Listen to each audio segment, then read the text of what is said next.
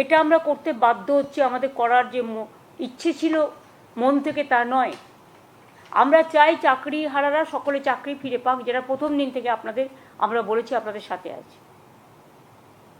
এবার অনেকে ইন্ডিভিজুয়াল চলে গেছে, তারাও গিয়ে কখনো কখনো কোর্ট থেকে অনেক নেগেটিভ রিপোর্ট চলে আসছে, কিন্তু আমরা সেটা করব না। সেটা করতেই পারে, এটা তাদের অধিকার, যে কোনো কেউ যেতে পারে। কিন্তু আমরা রাজ্য সরকারের পক্ষ থেকে যখন করি তখন পুরো রাজ্যটাকে নিয়ে করতে হয় এবং সবার স্বার্থটা আমাদের দেখতে হয়। তাই পরিষ্কার করে বলছি, ম্যাটারটা খুব সেন্সিটিভ। প্রেস মিডিয়াকে আমি অনুরোধ করব যে আপনারা দয়া করে কোনো কথা, কোনো লাইন আমাদের ডিস্টর্ট করবেন না এবং নেগেটিভ এবং ন্যারেটিভ দেবেন না, কারণ আমরাও কিন্তু সবটা রেকর্ড করে রাখছি, কারণ সুপ্রিম কোর্ট এটা আমাদের পেশ করতে হতে পারে। সুপ্রিম কোর্টের যেহেতু অর্ডার আছে 31 মের মধ্যে করতে হবে, আমরা এতদিন ধরে অপেক্ষাই করছিলাম। অর্ডার তো বেরিয়েছে অনেক দিন আগে, প্রায় অ্যাবাউট 2 মান্থস হবে। 3 এপ্রিল 17 এপ্রিল, তাহলে প্রায় অনেক দিন হয়ে গেছে, কিন্তু আমরা কোনো অ্যাকশান নিচ্ছিলাম না।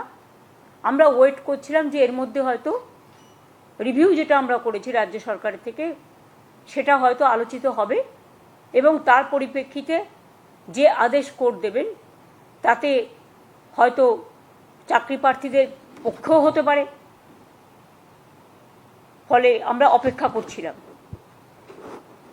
কারণ আমরা বলেছি যে চাকরি প্রার্থীদের চাকরি আমরা খেতে চাই না। কিন্তু যেহেতু এখনো রিভিউটা হয়নি,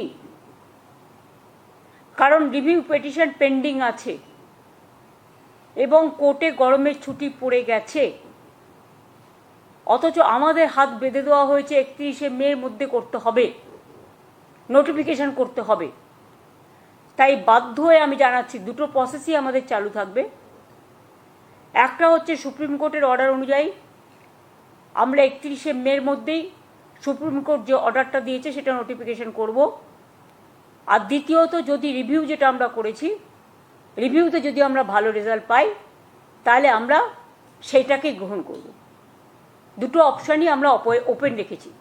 কিন্তু পরে যাতে বলতে না পারে সুপ্রিম কোর্ট যে 31শে মের মধ্যে তোমাদের নোটিফিকেশন করতে বলা হয়েছিল, তোমরা কেন করোনি,